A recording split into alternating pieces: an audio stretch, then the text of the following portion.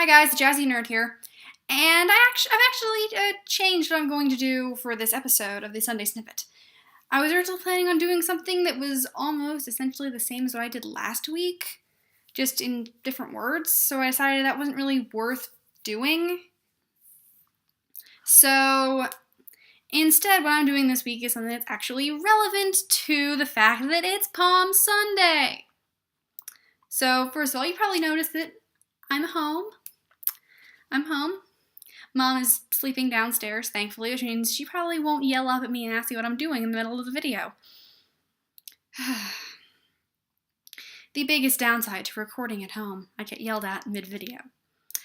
Anyway, so to get on with the actual snippet, you may have heard the argument that Jesus didn't fulfill a single prophecy about the coming of the Messiah.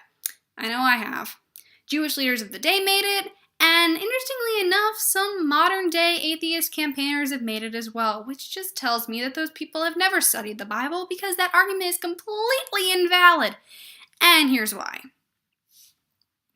There are dozens, maybe more like hundreds, of places in the New Testament where an event in the life of Jesus is connected back to a prophecy from the Old Testament. A lot of it's Isaiah, some of it's Jeremiah, the major prophets and the minor prophets at the end of the Old Testament. They all talked about the coming of Jesus. And I could give you some exact verses, but I don't have my Bible on me at the moment. It's at school, and I'm at home. Again, lots of connections made between the two testaments. Things like Jesus riding into Jerusalem on a donkey was prophesied. The prophets predicted some fairly minor events in his life, I will say.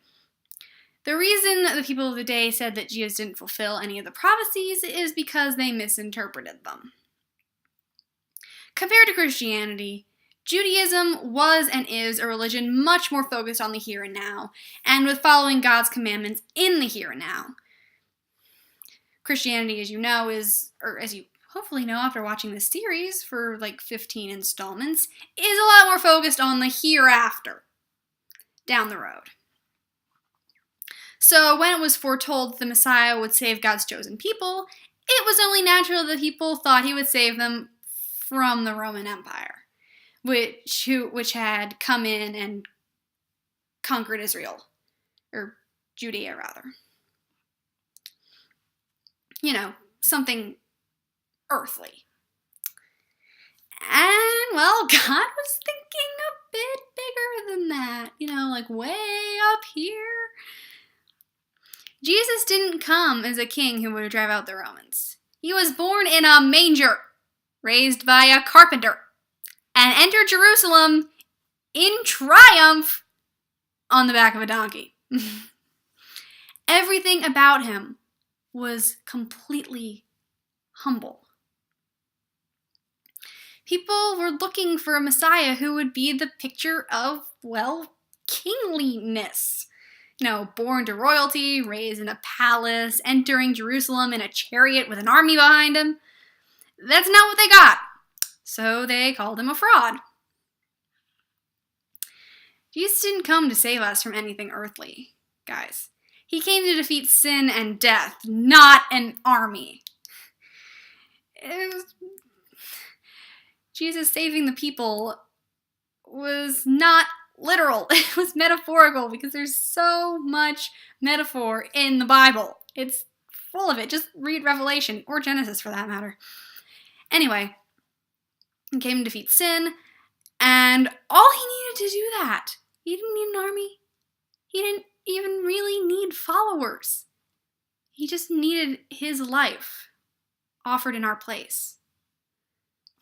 If you enjoyed this episode in any capacity, head to my YouTube channel, JazzieNerd. Check out some other videos, and if you enjoy those, hit the subscribe button because it's a big help. As I've already said, I love this series. This series was half the reason I started the channel. The other half was Wi-Fi battling. Anyway, I will see you guys back here later. Until then, stay jazzy.